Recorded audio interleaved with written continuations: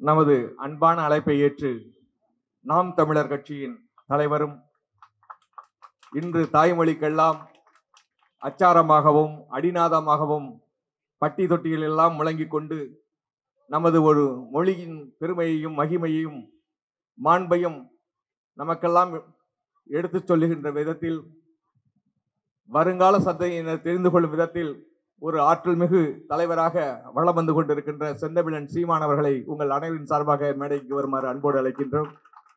பல்கலைக்கழக ஆசிரியர் சங்கத்தின் சார்பாக ஒரு அன்பான அழைப்பை விடுத்தோம். அதற்கு மரியாதை கொடுத்து நமது ஆசிரியர் பெருமக்கள் எல்லாம் இந்த சமூகத்தின் தூண்கள், அவர்கள் எல்லாம் கௌரவப்படுத்த வேண்டும். அவர்களுக்கு ஏற்படும் இழுக்கு வருங்கால சந்ததியினருக்கு ஏற்படும் இழுக்கு என்கின்ற காரணத்தினால் இந்த நிகழ்வில் நான் நிச்சயமாக கலந்து கொள்கிறேன் என்று சொன்னதோடு மட்டுமல்லாமல், இன்று காலையிலிருந்து அனைத்து ஊடகங்களிலும் நமது பல்கலைக்கழக ஆசிரியர் சங்கத்தினுடைய கோரிக்கையை தனது சோசியல் மீடியாவின் மூலமாக பிரபலப்படுத்தி இந்த அரசுக்கும் மக்களுக்கும் ஒரு விழிப்புணர்வையும் அழுத்தத்தையும் தந்திருக்கக்கூடிய தலைவர் அவர்களுக்கு நமது பல்கலைக்கழகத்தின் சார்பாக பொன்னாடை அணிவித்து அவரை பொன்னாடை அண்ணன் ஏத்துக்கிற மாட்டாங்க. அதனால நாம் வெளியிட்ட அந்த புத்தகத்தை நம்முடைய சார்பாக கொடுத்து மகிழ்கின்றோம். நேற்றைய தினம் அலுவலகத்தில் சந்தித்து பேசினோம். நாங்கள் சந்தித்தது வெறும் 20 நிமிடங்கள் மட்டும்தான்.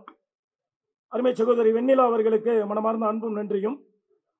நாங்கள் 20 நிமிஷத்தில் ஒரு 200 ஆண்டிற்கான அந்த வரலாறை அண்ணன் புரிதலோடு அப்படியே அழகா எல்லாத்தையும் க்ளோஸ் பண்ணிட்டாங்க. இனிமேல் என்ன இருக்கு ஆனா அப்படிங்கிற ஒரு சொல்லாலோடு முடிச்சாங்க. நான் காலையில் அறிக்கை கொடுத்துட்றேன், நிச்சயமா நான் நேரம் ஒதுக்கி வந்துடுறேன் அப்படின்ட்டு நேற்றைய தினம் சொன்னாங்க. அதே போல இந்த போராட்ட களத்திற்கு வந்திருக்கக்கூடிய நாம் தமிழர் கட்சியினுடைய தலைமை ஒருங்கிணைப்பாளர், தமிழகத்தினுடைய எல்லையை விரிவாக்க வேண்டும் என்கின்ற ஒரு பரந்த நோக்கத்தோடு அரசியல் களத்தில் பயணித்துக் கொண்டிருக்கக்கூடிய அருமை அண்ணன் செந்தமிழன் சீமான் அவர்களை உங்கள் அனைவரின் கரவொலியோடு வாழ்த்துரை வழங்க அன்போடு அழைக்கின்றோம்.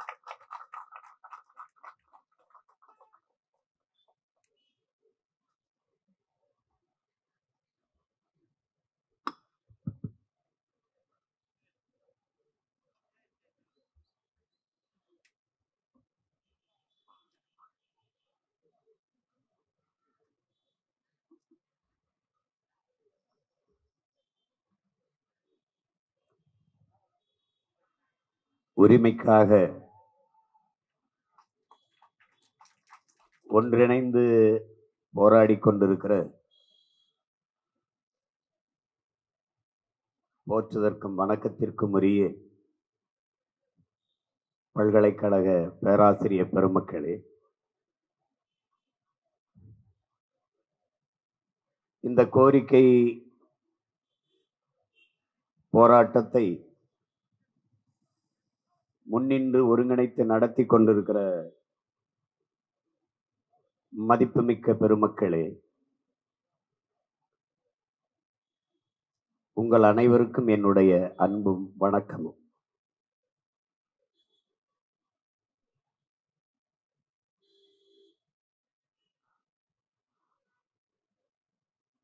போர்க்குணமற்ற உயிரினங்கள்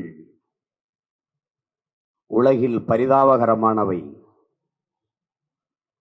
போராட்டமே வாழ்வின் இருத்தலை உறுதி செய்கிறது. போராடும் போதுதான் மனிதனே பிறக்கிறான் என்று மார்க்சியம் கார்கி நமக்கு போதித்திருக்கிறார்.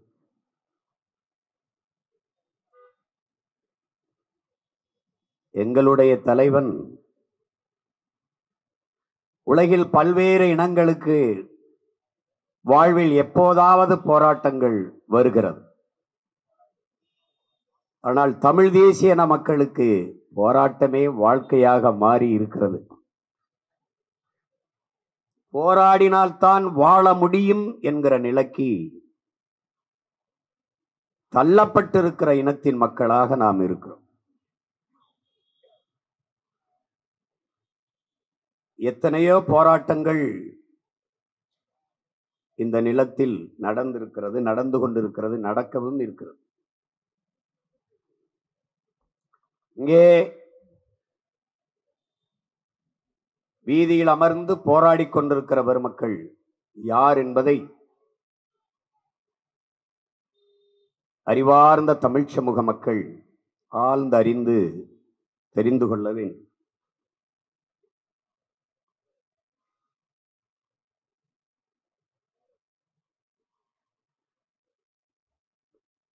நம்மை பெற்ற தாய் 10 மாதங்கள் தான் நம்மை உயிர் கரிவறையில் சுமக்கிறார். ஆசிரிய பெருமக்களோ 18-20 ஆண்டுகளுக்கு மேலாக அறிவு கருவறையில் இந்த மானுட சமூகத்தை சுமக்கிறார். பெற்ற தாய் இந்த உலகத்தை நமக்கு காட்டுகிறார். இதுதான் உலகம், இது உன் தந்தை, இது உன் தாத்தா, இது உன் பாட்டி, இது உன் அண்ணன், இது உன் அக்கா, இது உன் சித்தப்பா, இது உன் பெரியப்பா, இது மலை, இது காடு, இது கடல், இது ஆறு, இது அருவி என்று நம்மை பெற்ற தாய் இந்த உலகத்தை காட்டுகிறார் நமக்கு. ஆனால் ஆசிரிய பெருமக்கள் தான் நம்ம யார் என்று இந்த உலகத்துக்கு காட்டுகிறார்கள்.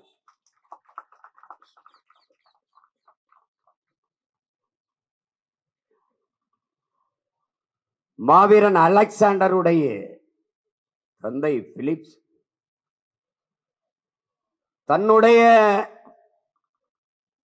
செல்வங்களை எல்லாம் நாட்டு மக்களை வரவழைத்து எல்லா செல்வங்களையும் பிரித்து தன் நாட்டின் குடிகளுக்கு கொடுக்கிறார். மக்கள் கேட்கிறார்கள், மன்னர் அவர்களே, நீங்கள் எல்லா செல்வங்களையும் எங்களுக்கு கொடுக்கிறீர்களே, உங்களுக்கென்று என்ன இருக்க போகிறது என்று. எனக்கென்று எதுவுமே தேவையில்லை. ஏனென்றால் எனக்கு படிப்பித்த என்னுடைய ஆசிரியன் அரிஸ்டாட்டில் என் மகன் அலெக்ஸுக்கு கல்வி கற்பிக்கிறேன் என்று சொல்லிவிட்டான்.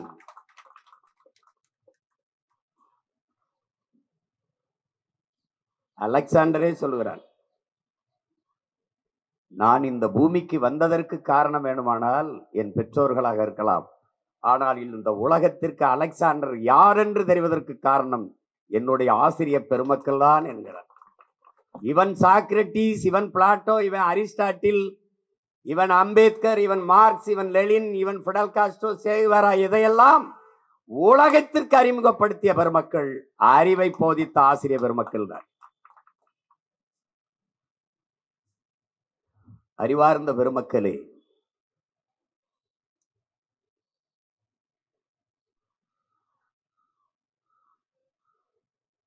உலகத்திலே ஆசிரிய பெருமக்களை போற்றுகிற நாடு பின்லாந்து மட்டும்தான். அங்கே ஐஏஎஸ், ஐபிஎஸ் எவருக்கும் மரியாதை கிடையாது. நீதிபதி, ஆசிரிய பெருமக்களுக்குத்தான் மதிப்பு. காரணம், இவர் ஐஏஎஸ் ஆனது, இவர் ஐபிஎஸ் ஆனது, இவர் நீதிபதி ஆனது, இவர் அமைச்சரானது எல்லாம் ஆசிரிய பெருமக்களால் தான். ஒரு ஆசிரியன் தலை சிறந்தவன ஆசிரியரால் தான் இப்படிப்பட்டவர்களை உருவாக்க முடிகிறது. எந்த நாட்டில் வேளாண்குடி மகன் போற்றப்படுகிறானோ, மதிக்கப்படுகிறானோ, அந்த நாடு பசியற்ற நாடு, ஏழ்மை வறுமையற்ற நாடு. எந்த நாட்டிலே நெசவாளன் போற்றப்படுகிறானோ அந்த நாடு நாகரிகம் பெற்ற நாடு. எந்த நாட்டில் ஆசிரிய பெருமக்கள் போற்றப்படுகிறார்களோ அந்த நாடுதான் அறிவார்ந்த நாடு. ஆனால் இந்த நாட்டில் 3 பேருமே வீதியில் நின்று போராடுகிறான் என்றால் இது நாடல்ல, சுடுகாடு என்பதை அறிவார்ந்த என் இன சொந்தங்கள், என்னருமை பெற்றோர்கள், என்னிலும் இளைய என் தம்பி தங்கிகள் புரிந்து கொள்ள வேண்டும். அறிவை போதிக்கிற ஆசிரிய பெருமக்கள் வீதியில் நின்று உரிமைக்காக போராடுகிறார்கள் என்றால் எப்படிப்பட்ட ஆட்சி! இன்றைக்குத்தான் பல்கலைக்கழக பேராசிரிய பெருமக்கள் வீதியிலே, இதற்கு முன்பு பணி நியமனத்திற்காக 12,000 ஆசிரியர் பெருமக்கள் தேர்வு எழுதிவிட்டு வீதியிலே கர்ப்பிணி பெண்கள் கை குழந்தையோடு பட்டினியாக பசியோடு வீதியில் நின்று போராடினார்கள். இதே நாட்டிலே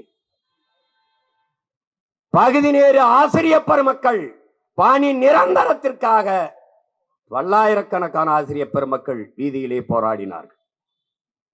உழவர் குடிமக்கள் விளைத்த பொருளுக்கு விளைவித்த பொருளுக்கு உரிய விலை இல்லை, விளைவித்த பொருளை சேமித்து வைக்க கொள்முதல் செய்து உணவு பாதுகாப்பு கிடங்கில்லை. நாங்கள் வெம்பாடுபட்டு விளைவித்த நெல் மூட்டை வீதியில கிளைந்து முளைக்கிறது. எல்லாரும் போராடினான். மீனவன் போராடினான், மாணவன் போராடினான், உயிரை காக்கும் மருத்துவ பெருமக்கள் போராடினார்கள், செவிலியர்கள் சேவை செய்யும் தேவதைகள். கொரோனா நேரத்திலே மருத்துவர்களும் செவிலியர்களும் கடவுள் போலவும் தேவதை போலவும் தெரிந்தார்கள். அந்த நோயை கடந்த பிறகு இவர்கள் தேவையற்றவர்கள் என்று இந்த அதிகாரத்திற்கானார்கள். எல்லோரும் வீதிக்கு வந்துவிட்ட பிறகும் ஆட்சியாளர்கள் சொல்கிறார்கள், நாங்கள் நல்ல ஆட்சி கொடுத்து கொண்டிருக்கிறோம் என்று சொல்கிறார். நான் பெரிதும் போற்றுகிற பேராசிரியர் பெருமக்களே, உங்களிடத்தில் உங்கள் உடன் பிறந்தான் உங்கள் மகன், உங்களை போன்ற ஆசிரியர் பெருமக்களால் அறிவு புகட்டப்பட்ட மகன் கேட்கிறேன். ஒரு நாட்டின் ஆட்சி, ஒரு நாட்டின் ஆட்சியாளன் சரியில்லை, ஆட்சி நிர்வாக முறை சரியில்லை என்றால் ஆட்சியாளன் மட்டும் பொறுப்பாக முடியாது, அந்த ஆட்சியை நிறுவிய மக்களும் பொறுப்பேற்க வேண்டும் என்கிறார். அப்படி நீங்களும் குற்றவாளி, நானும் குற்றவாளி, நாம் எல்லோரும் குற்றவாளிகள். ஒரு முறை செய்யலாம் தவறை, ஒவ்வொரு முறையும் செய்தால் அது தவறல்ல, அது ஒரு பைத்தியகாரத்தனம். அப்படிப்பட்ட பிழை தொடர்ந்து நடந்து கொண்டிருக்கிறது. இது எப்படிப்பட்ட சமூக கட்டமைப்பில் இருக்கிறது இந்த நாடு என்பதை நீங்கள் புரிந்து கொள்ள வேண்டும்.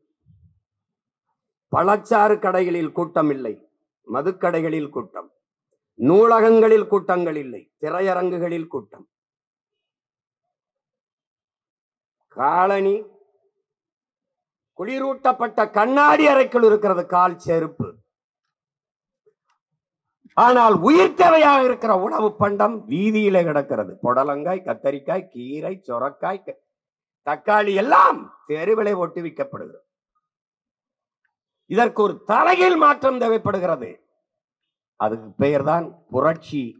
அறிவார்ந்த பெருமக்களே, அதற்கு பெயர் தான் புரட்சி. புரட்சி என்பது ஒரு தலைகீழ் மாற்றம். மாற்றம் என்பது மானுட தத்துவம். மாறாது என்ற சொல்லை தவிர மற்ற அனைத்துமே மாறிவிடும் என்கிறான் மார்க்ஸ்.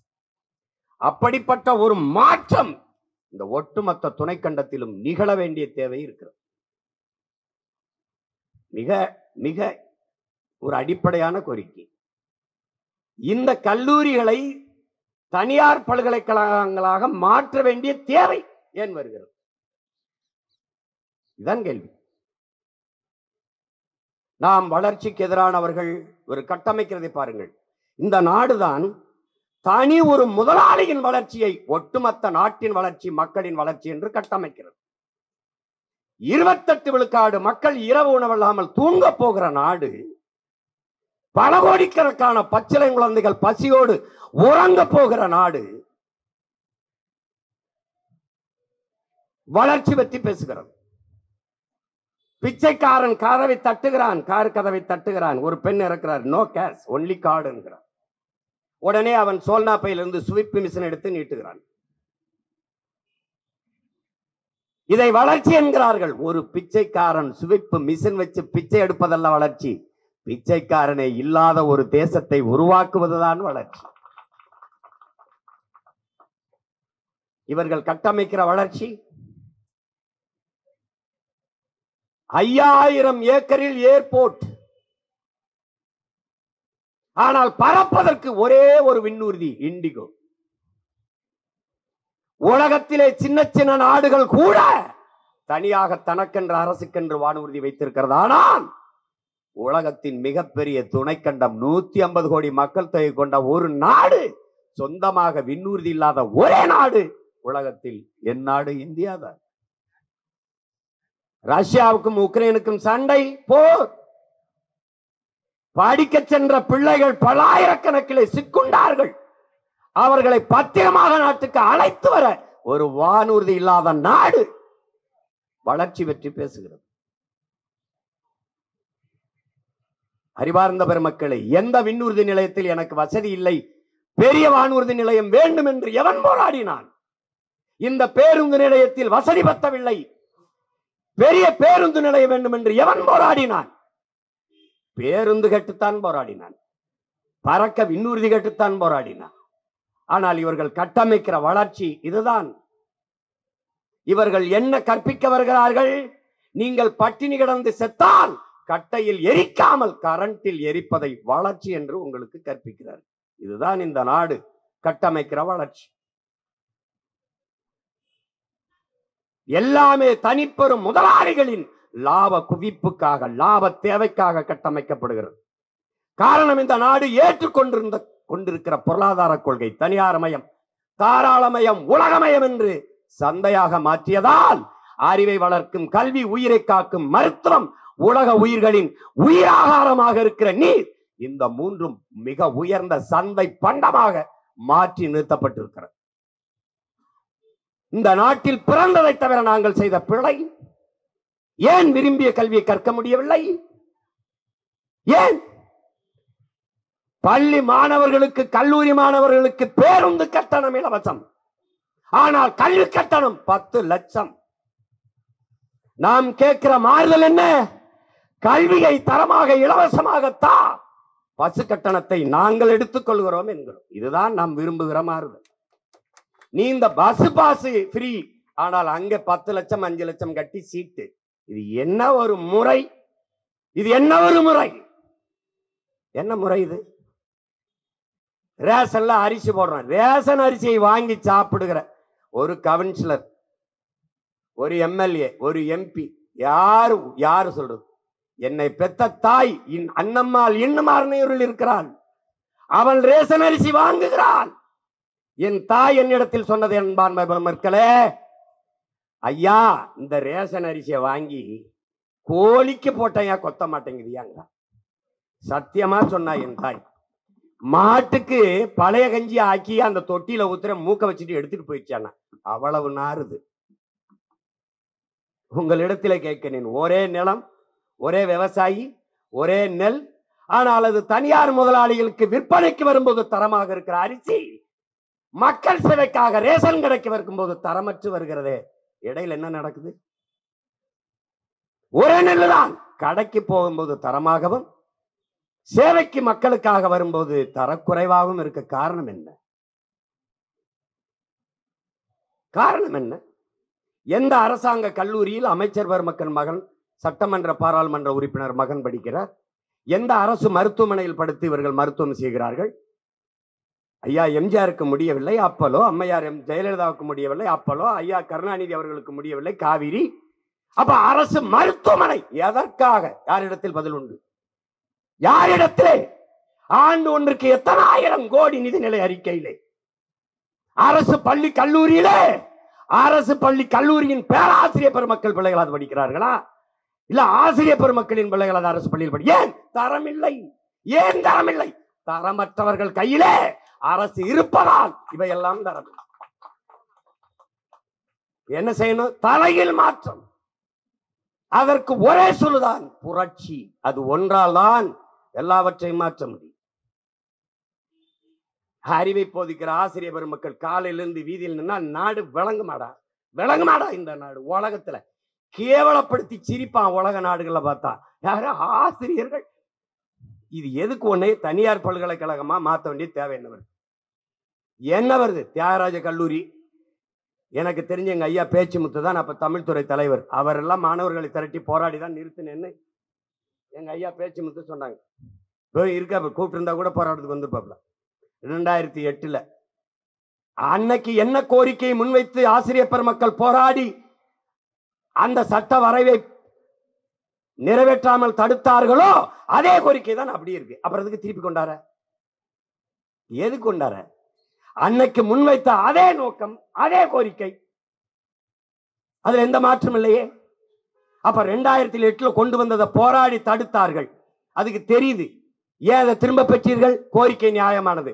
அப்புறம் எதுக்கு திருப்பி 2025 அக்டோபர் 17 திருப்பி ஏன் வருது அந்த மறைவு? அந்த சட்டை வரைவு எதுக்கு வருது? எதுக்கு வருது? அப்ப எப்படி இருக்கு? அறிவார்ந்த அறிவை போதிக்கிற ஆசிரியர் பெருமக்களுக்கு இவ்வளவு பிரச்சனை என்றால் அப்பாவி அடுத்தட்டு மக்கள் மீது எவ்வளவு பிரச்சனைகள் திணிக்கப்படும் என்பதை என்னரும் பேராசிரியர் பெருமக்கள் சிந்திச்சு பார்க்க. எப்படி எதுக்கு திருப்பி வருது? அந்த நான் கூட என்னுடைய தன் விவரப்படத்துல வச்சிருந்தேன். ஒரு பேராசிரியர் வெளியில வந்து இந்த வகுப்புவாரி பிரதிநிதித்துவம் சமூக நீதி என்றது வெறும் சொல்லாக இருக்கும், வெற்றி சொல்லாக மாறிவிடும். வெறும் வார்த்தை தான், யாருக்கும் பயன் தராது. இப்ப இருக்கிறதுல என்ன உனக்கு பிரச்சனை? அரசு உதவி பெறும் கல்லூரிகளாக தியாகராஜ கல்லூரி, பிஎஸ்சி கல்லூரி கோவையில் இதில் இருக்கிறதுல உங்களுக்கு என்ன பிரச்சனை? என்ன பிரச்சனை? அது தனியார் பல்கலைக்கழகமானால் ஆசிரியர் பெருமக்கள் நிர்வாகத்திற்கு கட்டுப்பட்டு அடிமைப்பட்டு அவன் என்ன சொல்றானோ வேலை வேலை செய்யணும். என்ன பாடம் நடத்த முடியும்? ஆசிரியர் பெருமக்கள் அவன் ஓய்வு பெற்றா ஓய்வூதியம் கிடைக்காது, அந்த பணி பாதுகாப்பு இருக்காது. மாணவர்களுக்கு 35 விழுக்காடு மீது 55 விழுக்காடு மாணவன் சமூக நீதி அடிப்படை இடஒதுக்கீடு வகுப்பாரி பிரதிநிதித்துவ அடிப்படையில் அவனுக்கு கிடைக்கிற வாய்ப்பு மறுக்கப்படுது. ஏற்கனவே நீட்டுன்னு ஒன்ன கொண்டாந்து முடிச்சிட்டாங்கல்ல. பல லட்சக்கணக்கான மாணவர்களின் மருத்துவ கனவுக்கு தீ வச்சு கொளுத்திட்ட, சாம்பலாக்கிட்ட. நான் எத்தனை தடவை கேட்கிறேன், எவரிடத்தில் இந்த நாட்டில் பதில் உண்டு? உங்களிடத்தில் இருக்கா? யார்கிட்ட இருக்கு? யார்கிட்ட இருக்கு? நான் நீட் எழுதி வரேன், இங்க பாருங்க. நீட் 2000 மதிப்பெண்ணுக்கு 1200 மதிப்பெண்ணுக்கு 1195 அல்லது 99 நான் வாங்கிட்டேன். ஆனால் நீட் எழுதும் போது நான் தோற்றுட்டேன்னா மருத்துவ கல்வி படிக்கிறதுக்கு தகுதியற்ற மாணவன். 850 அல்லது 900 மதிப்பெண் வாங்கி அதை எல்லையில பார்டர்ல பாஸ் பண்ண ஒரு மாணவன் ஒரு மாணவி நீட்ல தேர்ச்சி பெற்றால் அவன் மருத்துவ கல்வி பயில்வதற்கு தகுதியானவன். இது எப்படி? இந்த நீட்டு தான் எல்லாத்துக்கும்னா இந்த +1 +2 தூக்கிட்டு நேரடியா நீட் சிலபஸ்க்கு போயிட வேண்டியதானே? எதுக்கு? ஏதாவது பதில் வச்சிருக்கியா? நீ எல்லாத்துக்கும் ஒரே நிவாரணம் ஆதார்னா. இப்ப இந்த வாக்காளர் சிறப்பு சீர்திருத்தத்துல ஆதார் இன்வாலிடுன்ற. டேய், உனக்கு என்ன பைத்தியமாடா நீங்க? உங்களுக்கு என்னடா பிரச்சனை? பைத்தியமா? பைத்தியக்காரன் கூட ஒரு தடவை சொன்னதை திருப்பி அதே தாண்டா சொல்லிட்டு இருப்பான். முத்துன பைத்தியம் பிரச்சனை இல்ல, அது தலையே சொரிஞ்சுக்கிட்டு இருந்தோம். அறப்பைத்தியங்களாலதான் அடுத்தவன் தலையை போய் சொறி. இது பூரா அறமெண்டல்.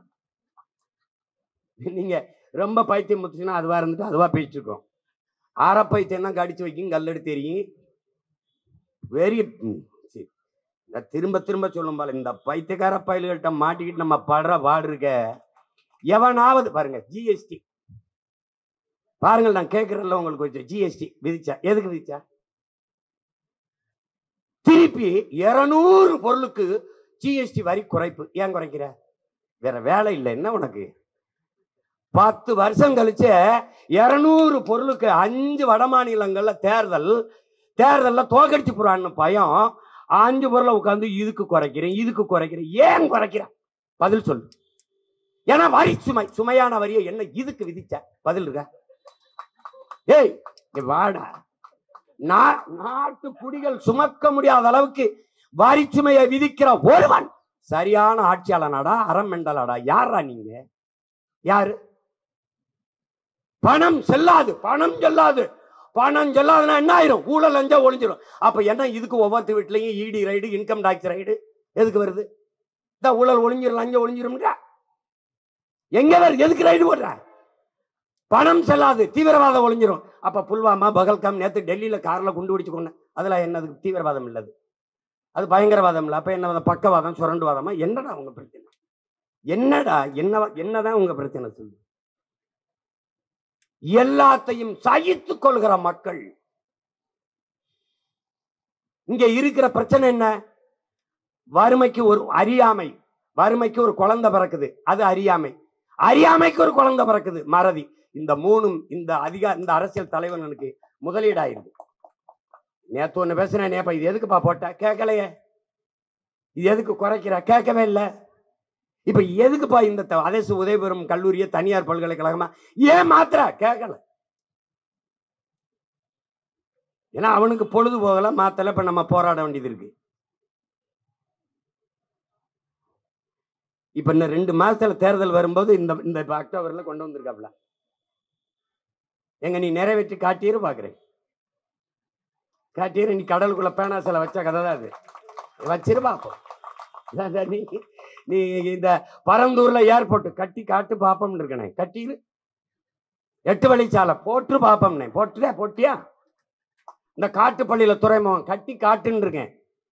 இந்த மகன் இந்த பாரு, இந்த கட்சி நடத்துறது, இந்த தேர்தலில் ஓட்டு வாங்குறது, நாட்டாளுறது இல்ல.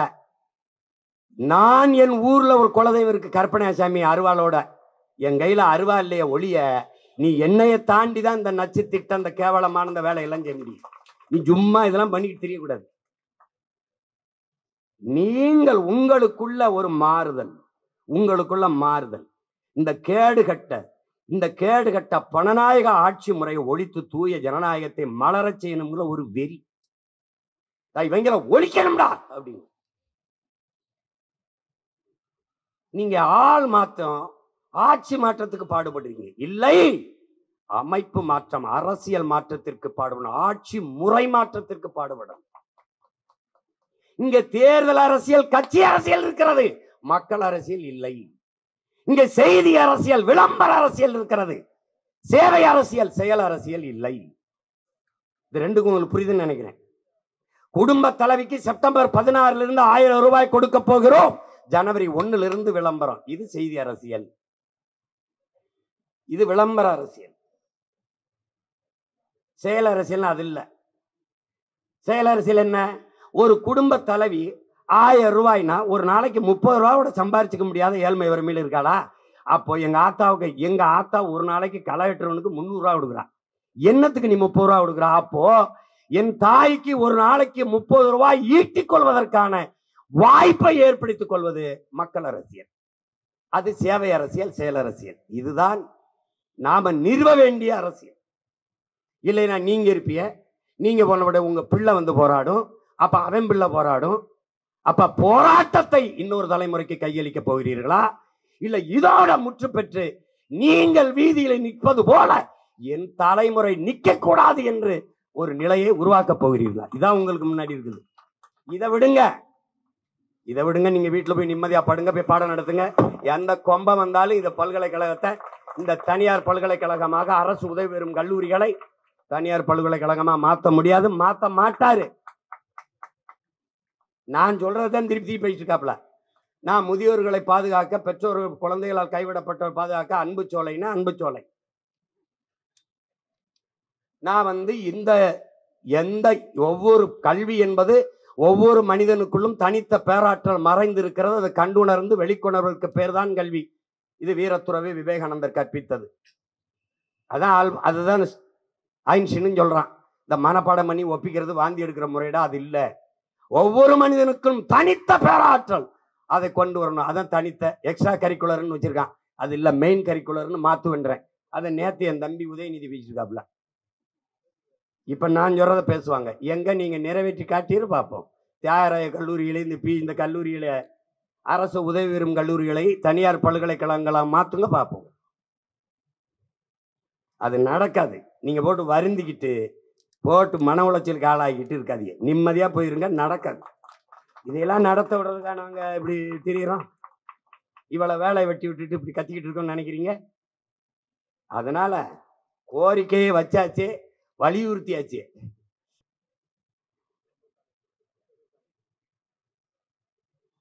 அரசு உதவி பெறும் கல்லூரிக்கு தரலைங்கிறீங்க. கோரிக்கை கேட்டுருச்சுன்னு நினைக்கிறேன். அரசு கல்லூரிகளில் வேலை செய்கிற பேராசிரியர் பெருமக்களுக்கு என்ன கொடுக்குறீங்களோ, அரசு உதவி பெறும் கல்லூரியில் பணியாற்றுகிற பேராசிரியர் பெருமக்களுக்கும் அதே ஊக்கத்தொகையை, அதே நிலுவைத் தொகையை கொடுக்க வேண்டும் என்பது பேராசிரியர் பெருமக்களின் கோரிக்கை. அரசாணை அதுதான். அந்த அரசாணையை நிறைவேற்றுங்கன்னு தான். அதாவது நிஜமா உங்க ஆணையை நீங்க நிறைவேற்றுங்கன்னு தான் சொல்றோம். நாங்க ஒன்றும் புதுசா ஒரு ஆணை பிறப்பிக்கல. இதனால அதெல்லாம் செய்வாங்க, கவலைப்படாதீங்க. இந்த 2 மாசம்தான் தேர்தல் இருக்குது. ஒற்றை விரலால் உலகத்தை திரும்பி பார்க்க வைக்கக்கூடிய ஒரு பெரும் மாறுதலை நம்மளால் செய்ய முடியும். இனிமே இப்படி முழக்கமிடாம, இப்படி கத்தாம, நீ ஒற்றை விரல காட்டி காட்டி முழக்கமிட்டாதான் ஆட்சியாளர்கள் பயப்படுவாங்கன்னு நினைக்கிறேன். அதனால நீங்க நம்பிக்கையோட இருங்கள். மாணவர் பெருமக்களோ, மாணவ பிள்ளைகளோ, பேராசிரியர் பெருமக்களோ பாதிக்கப்படுகிற அளவுக்கு ஒன்றை இந்த நிலத்தில் நாம் நடக்க விட போவதில்லை. நீங்கள் நிம்மதியாக இந்த கோரிக்கையை முன்வைத்து விட்டீர்கள். இதன் மூலமாக உங்களுடைய கோரிக்கை, உங்கள் பக்கம் இருக்கிற நியாயம் உலக தமிழ் சமூகத்துக்கு, இங்கே உள்ளூரில் இருக்கிற இதை பார்த்து கொண்டிருக்கிற எல்லாருக்கும் தெரிய வரும். ஏன் இதுல என்ன பிரச்சனை, இவங்க எதுக்கு இதை கவனிக்காம இருக்காங்க, இந்த பிரச்சனையை அவர்களுக்குள்ள திணிக்கிறார்கள் என்று புரிய வந்துவிடும்.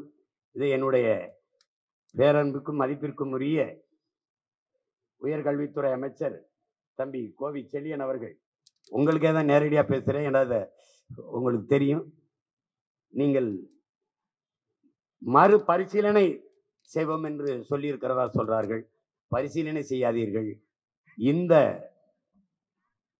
திரும்ப பெறுங்கள். உங்களுடைய தலைவர் ஐயா, முன்னாள் முதல்வர் ஐயா கருணாநிதி அவர்கள் எப்படி திரும்ப பெற்றார்களோ அப்படி இந்த வரைவை நீங்கள் சட்ட முன்வரவை திரும்ப பெற வேண்டும் என்பது போராடி கொண்டிருக்கிற பேராசிரியர் பெருமக்களின் வாயிலாக நான் முன்வைக்கிற கோரிக்கை.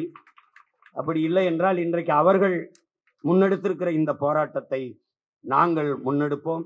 தேர்தல் நேரத்திலே களத்திலே இதை ஒரு முதன்மையான சிக்கலாக, பிரச்சனையாக, மெயின் இஷ்யூவாக வைத்து இதை மக்களிடத்தில் கொண்டு போய் சேர்ப்போம்.